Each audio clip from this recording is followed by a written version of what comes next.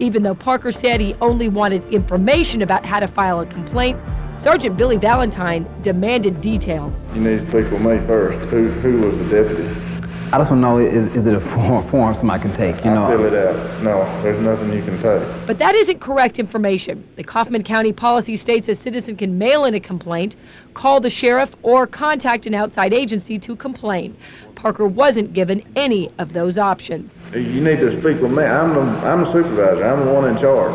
So it's not like on no internal affairs or nothing else. It just has to deal with. Right here's where it starts. I'm the internal affairs. I started internal affairs right here. Again, that isn't correct information. The sheriff says there is an internal affairs department, and it investigates citizen complaints. After 10 minutes, Parker decides to leave, but Sergeant Valentine isn't through with him. What is your last name? Do I really got to give you that? Yes, sir. Because if you don't tell me your name and birthday, I'm going to arrest you for failed ID to me. Arrest him? That's right. Sergeant Valentine threatens to arrest Parker for failing to identify himself. Watch closely what Valentine does next. State law says you have to ID to me when I'm doing an investigation. Right now I'm doing an investigation, okay? Sir, I'm just going to ask you one more time. I need your name and your birthday. Oh, officer, I don't need no problem. Okay, look. Are you saying it's a state law? Yes, sir, it is. Do I got to produce my ID? You have to tell me your name and your birthday. That's wrong. There is no state law in Texas that requires a person to identify himself when asking for information. In fact, even the U.S. Supreme Court has ruled a person does not have to divulge his name. And yet Valentine repeatedly threatens Parker with arrest, and at one point it appears he even reaches for his weapon. And if you don't believe me, I'll go ahead and take you to jail and you can take it before a judge. What's your last name? I just want to ask you one more time. Okay, no, it's Parker. Parker? Parker. We showed the tape to Valentine's boss, Sheriff Robert Harris. Okay, what's the problem? What's the problem? At first, Sheriff Harris was quick to defend his sergeant. Obviously, the officer thought that this man wanted to file a complaint. You guys are wanting to get a good report where you can make something interesting to the public, and that's what you do for a living. That's not professional law enforcement.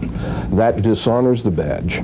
Dr. Gary Sykes is the president of the Southwest Legal Foundation in Richardson. It's an agency made up of former law enforcement officials that studies the ethics and policies of police agencies.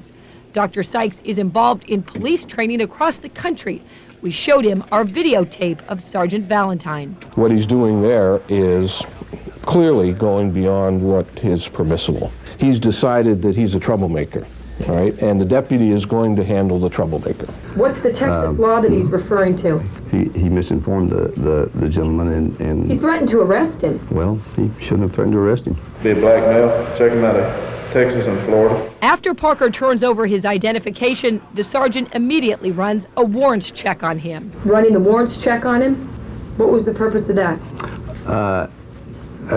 Well, I guess he thought the individual had wanted to file a complaint and he was trying to make a report, and evidently he was wanting to see if the individual was wanted.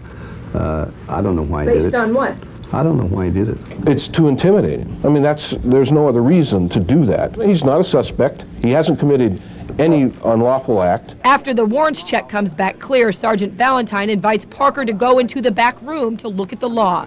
Parker declines. There are a lot of good people out there who look at that and say, what that deputy did dishonors the rest of us. You know, there are people who've given their lives in this occupation to protect and serve, and how that deputy there treated that citizen really